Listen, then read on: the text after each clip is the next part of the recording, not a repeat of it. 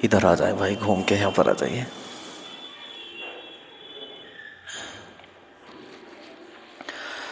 نحمدہ ونصلی علی رسولہ الکریم، اما بعد فاعوذ باللہ من الشیطان الرجیم، بسم اللہ الرحمن الرحیم۔ ومن احسن قولا ممن دعا الی اللہ وعمل صالحا وقال اننی من المسلمین۔ وقال النبی صلی اللہ علیہ وسلم من احدث فی امرنا ھذا ما لیس منہ فہو رد، او کما قال رسول اللہ صلی اللہ علیہ وسلم۔ آمنت باللہ صدق اللہ مولانا العظیم وصدق رسولہ النبی الکریم، ونحن علی ذلک من الشاہدین والشاکرین، والحمد للہ رب العالمین۔ میرے محترم بزرگوں، بھائیوں اور دوستوں، رجب کا مہینہ شروع ہو چکا اور آج ماہ رجب کی 5 تاریخ ہو چکی۔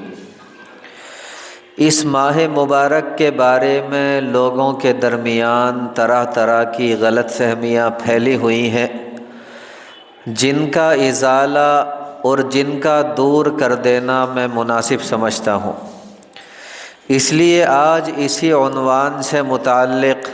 میں اپنے اکابر سے سیکھی گئیں کچھ باتیں آپ کی خدمت میں رکھوں گا۔ بس آپ اللہ رب العزت سے دعا فرما دیں کہ صحیح صحیح باتیں میری زبان سے کہلوا دے اور ہم سبھی کے لیے ان باتوں کو کارآمد اور نفع بخش بنا دے۔ دیکھیں، اس پورے ماہ رجب کے بارے میں جو بات سرکار دو عالم صلی اللہ علیہ وسلم سے صحیح سند کے ساتھ ثابت ہے، وہ یہ ہے کہ جب نبی اکرم صلی اللہ علیہ وسلم ماہ رجب کا چاند دیکھتے تو یہ دعا مانگا کرتے، اللہم بارک لنا فی رجب، اے اللہ آپ ہمارے لیے رجب کے مہینے میں برکت رکھ دیجیے، وشعبان، اور شعبان کے مہینے میں بھی برکت رکھ دیجیے، وبلغنا رمضان، اور ہمیں ماہ رمضان المبارک تک پہنچا دیجیے، یعنی ہماری عمر اتنی کر دیجیے کہ ہم اپنی زندگی میں ماہ رمضان المبارک کو پالیں۔ گویا یوں کہہ لیجئے کہ پہلے سے رمضان المبارک کی آمد کا ایک شوق ہوتا تھا، ایک لگن ہوتی تھی، ایک تڑپ ہوتی تھی۔ یہ دعا سرکار دو عالم صلی اللہ علیہ وسلم سے صحیح سند کے ساتھ ثابت ہے، اس لیے اس دعا کا مانگنا سنت ہے۔ اگر کسی نے شروع رجب میں یہ دعا نہ پڑھی ہو تو وہ میرے عزیز بھائیوں اب پڑھ لیں۔ آپ سب کے سب میرے ساتھ ایک مرتبہ پڑھ لیں، اللہم بارک لنا فی رجب وشعبان وبلغنا رمضان۔ یہ دعا نبی اکرم صلی اللہ علیہ وسلم سے صحیح سند کے ساتھ ثابت ہے۔ باقی اس کے علاوہ اور جو چیزیں عام لوگوں کے درمیان مشہور ہو گئی ہیں، ان کی شریعت کے اندر کوئی اصل و بنیاد نہیں۔ مثال کے طور پر دیکھیں، 27 رجب کی رات کے بارے میں لوگوں کے درمیان یہ مشہور ہو گیا ہے کہ یہی رات معراج کی رات ہے، یہی وہ رات ہے جس میں نبی اکرم صلی اللہ علیہ وسلم معراج پر تشریف لے گئے، اور اس رات کو اسی طرح گزارنا چاہیے جس طرح شب قدر کو گزارا جاتا ہے، اور جو فضیلت شب قدر کی ہے کم و بیش وہی فضیلت اس 27 رجب کی رات کی بھی سمجھی جاتی ہے۔ بلکہ موجودہ دور کے مایہ ناز عالم دین حضرت مفتی تقی عثمانی دامت برکاتہم العالیہ فرماتے ہیں کہ میں نے تو ایک جگہ یہاں تک لکھا ہوا دیکھا کہ شب معراج کی فضیلت شب قدر سے بھی زیادہ، اور پھر اس رات کے اندر لوگوں نے نمازوں کے طریقے بھی اپنی جانب سے خوب مشہور کر دیے۔ مثال کے طور پر اس رات میں اتنی رکعات نماز پڑھی جائیں اور ہر رکعت میں فلاں فلاں صورت اتنی مرتبہ پڑھی جائے۔ اللہ بہتر جانے اس نماز کے بارے میں یہ تفصیلات لوگوں نے کہاں کہاں سے مشہور کر دی۔ اچھی طرح سمجھ لیجئے میرے پیارے بھائیوں، یہ سب کی سب بے اصل باتیں ہیں اور شریعت کے اندر ان کی کوئی بھی اصل و بنیاد نہیں۔ دیکھیں، سب سے پہلی بات تو یہ ہے کہ 27 رجب کی رات کے بارے میں یقینی طور پر یہ نہیں کہا جا سکتا کہ یہی رات معراج کی رات ہے۔ یہی وہ رات ہے جس میں آقا مدنی کریم صلی اللہ علیہ وسلم معراج پر تشریف لے گئے، کیونکہ اس باب کے اندر مختلف روایات موجود ہیں۔ علامہ زرقانی کی مواہب لدنیہ سے پتہ چلتا ہے کہ اس رات کی تعیین کے بارے میں علماء کرام کے 5 اقوال ہیں۔ بعض علماء کرام کا قول ہے کہ شب معراج جو ہے وہ ربیع الاول میں ہوئی، بعض کا قول ہے ربیع الثانی میں ہوئی، بعض کا قول ہے کہ رجب کے مہینے میں ہوئی، اور بعض کا قول ہے کہ رمضان المبارک کے مہینے میں ہوئی، اور بعض کا کہنا ہے کہ شوال کے مہینے میں ہوئی۔ آسان لفظوں میں کہہ لیجئے کہ اس رات کی تعیین کے بارے میں علماء کرام کے 1-2 نہیں بلکہ 5 اقوال ہیں۔ اس لیے یقینی طور پر یہ نہیں کہا جا سکتا کہ کون سی رات صحیح معنوں میں معراج کی رات تھی اور کس رات نبی اکرم صلی اللہ علیہ وسلم معراج پر تشریف لے گئے۔ اس سے آپ میرے پیارے بھائیوں خود اندازہ کر سکتے ہیں، اس سے آپ خود سمجھ سکتے ہیں کہ اگر شب معراج بھی شب قدر کی طرح کوئی مخصوص رات ہوتی اور اس کے بارے میں بھی مخصوص احکام ہوتے جس طرح شب قدر کے بارے میں ہیں، تو یقیناً اس کی تاریخ اور اس کے مہینے کو محفوظ رکھنے کا اہتمام کیا جاتا۔ لیکن چونکہ اس کی تاریخ اور مہینے کو محفوظ رکھنے کا اہتمام نہیں کیا گیا، اس لیے یقینی طور سے 27 رجب کی رات ہی کو شب معراج قرار دینا درست نہیں۔ اور دیکھیں، اگر ہم مان بھی لیں کہ 27 رجب کی رات ہی نبی اکرم صلی اللہ علیہ وسلم معراج پر تشریف لے گئے، جس رات یہ عظیم الشان واقعہ پیش آیا، اللہ رب العزت نے اپنے محبوب نبی اکرم صلی اللہ علیہ وسلم کو اپنا مقام قرب عطا فرمایا، اپنے دربار میں حاضری کا شرف بخشا۔ اللہ رب العزت نے نمازوں کا تحفہ دیا۔ بے شک وہ رات بڑی ہی عظیم الشان تھی۔ اس رات کی عظمت کے بارے میں، اس رات کی فضیلت کے بارے میں کسی بھی مومن کو کوئی شک و شبہ ہو ہی نہیں سکتا۔ لیکن دیکھیں، سمجھنے والی بات یہ ہے کہ یہ جو واقعہ معراج ہے، یہ میرے عزیز بھائیوں سن 5 نبوی میں پیش آیا، یعنی سرکار دو عالم صلی اللہ علیہ وسلم کے نبی بننے کے 5ویں سال۔ آسان لفظوں میں یوں سمجھیں کہ اس وقت نبی اکرم صلی اللہ علیہ وسلم کی عمر مبارک جو تھی وہ 45 سال تھی، اور اس واقعے کے بعد آقا مدنی کریم صلی اللہ علیہ وسلم 18 سال اس دنیا کے اندر تشریف فرما رہے۔ آپ میرے پیارے بھائیوں نبی اکرم صلی اللہ علیہ وسلم کی یہ 18 سالہ زندگی اٹھا کر کے دیکھ لیں۔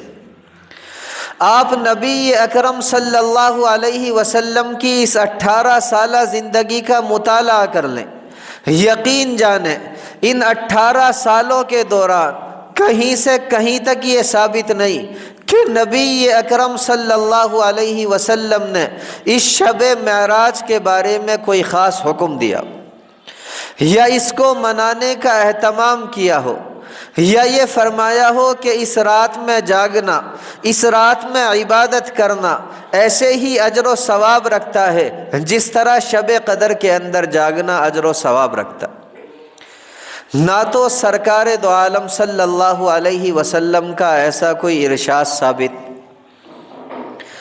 اور نہ ہی نبی اکرم صلی اللہ علیہ وسلم کے مبارک دور میں اس رات کے اندر جاگنے کا اہتمام ثابت۔ نہ نبی اکرم صلی اللہ علیہ وسلم خود جاگے، اور نہ ہی صحابہ کرام رضوان اللہ علیہم اجمعین کو اس کی تاکید کی، اور نہ ہی صحابہ کرام رضوان اللہ علیہم اجمعین نے اپنے طور سے اس رات کے اندر جاگنے کا اہتمام کیا۔ اور پھر آپ دیکھیں سرکار دو عالم صلی اللہ علیہ وسلم اس دنیا سے تشریف لے گئے، اور تقریباً 1.25 لاکھ صحابہ کرام رضوان اللہ علیہم اجمعین اس دنیا کے اندر، اس دار فانی کے اندر چھوڑ گئے۔ اور دیکھیں وہ صحابہ کرام رضوان اللہ علیہم اجمعین بھی ایسے جو نبی اکرم صلی اللہ علیہ وسلم کی ایک ایک سانس کے بدلے اپنی زندگیاں قربان کرنے کے لیے تیار رہا کرتے تھے، وہ صحابہ کرام رضوان اللہ علیہم اجمعین بھی تقریباً 100 سال اس دنیا کے اندر تشریف فرما رہے۔ آپ میرے پیارے بھائیوں اس پوری صدی کو بھی اٹھا کر کے دیکھ لیں، آپ صحابہ کرام رضوان اللہ علیہم اجمعین کی یہ 100 سالہ زندگی اٹھا کر کے دیکھ لیں، اس پوری صدی کے دوران بھی کوئی ایک واقعہ ایسا ثابت نہیں جس میں صحابہ کرام رضوان اللہ علیہم اجمعین نے 27 رجب کو خاص اہتمام کر کے منایا۔ اس لیے کہتا ہوں کہ جو چیز نبی اکرم صلی اللہ علیہ وسلم نے نہیں کی، آپ کے پیارے اصحاب نے نہیں کی، آپ سے محبت رکھنے والوں نے نہیں کی، اس چیز کو دین کا حصہ سمجھنا، اس چیز کو دین کا حصہ قرار دینا، یا اس چیز کو سنت قرار دینا، یا اس چیز کے ساتھ سنتوں جیسا معاملہ کرنا، یہ میرے پیارے بھائیوں بدعت ہے، بدعت کے سوا کچھ بھی نہیں۔ اب اگر کوئی بندہ ہم سے یہ کہنے لگے کہ میں معاذ اللہ ثم معاذ اللہ نبی اکرم صلی اللہ علیہ وسلم سے بھی زیادہ جانتا ہوں کہ کون سی رات زیادہ فضیلت والی تھی، یا مجھے صحابہ کرام رضوان اللہ علیہ مجمعین سے زیادہ عبادت کا شوق ہے، اگر انہوں نے اس رات کے اندر عبادت نہیں کی تو میں کروں گا، ایسا آدمی میرے پیارے بھائیوں پاگل کہلائے گا، باولا کہلائے گا، احمق اور بے وقوف کہلائے گا، اس کے سوا کچھ بھی نہیں کہلائے گا۔ اس لیے کہ یاد رکھیں جہاں تک دین کا تعلق ہے،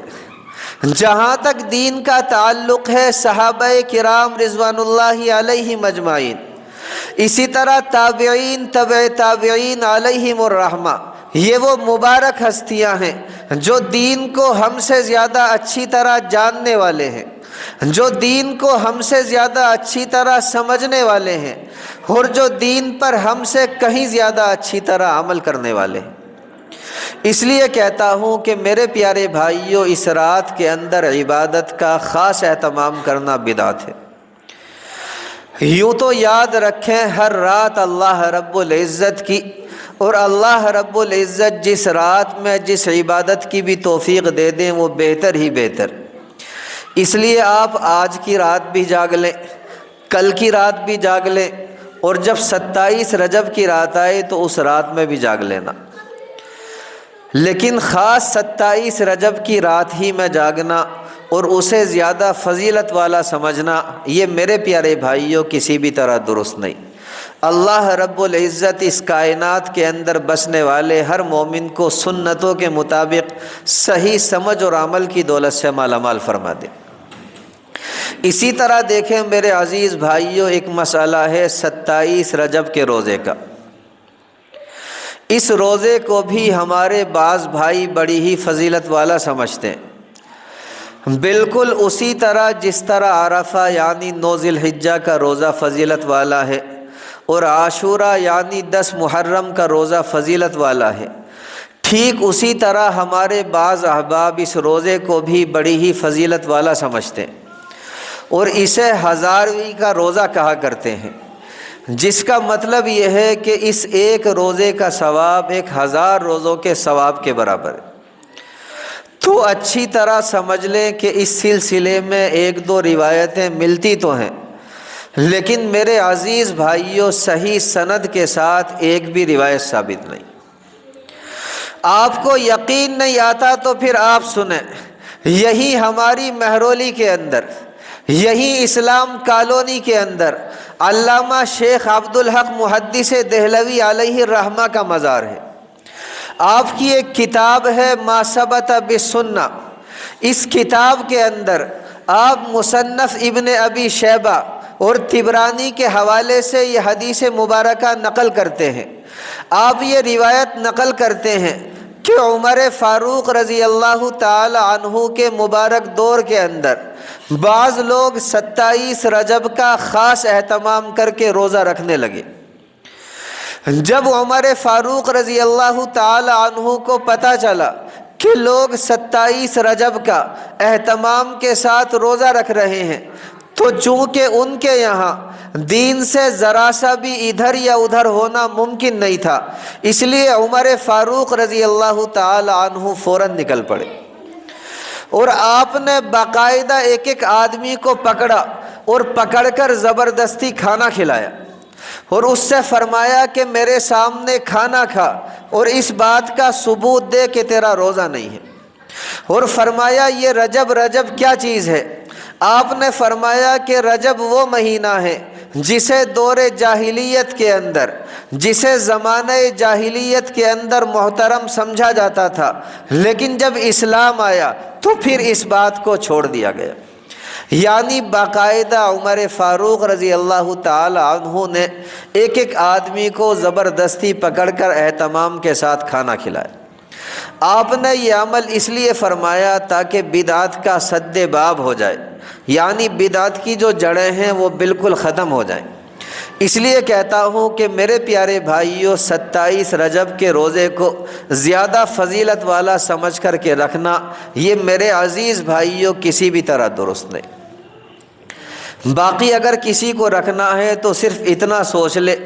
کہ جس طرح عام دنوں کے اندر نفلی روزہ رکھا جاتا ہے، اسی طرح 27 رجب کو بھی رکھا جا سکتا ہے، اور جس طرح عام دنوں کے اندر نفلی روزے کا ثواب ملتا ہے، ٹھیک اسی طرح 27 رجب کے روزے کا بھی ثواب مل جائے گا۔ لیکن یہ سمجھنا کہ 27 رجب کا روزہ زیادہ فضیلت والا ہے، یہ میرے پیارے بھائیوں کسی بھی طرح درست نہیں۔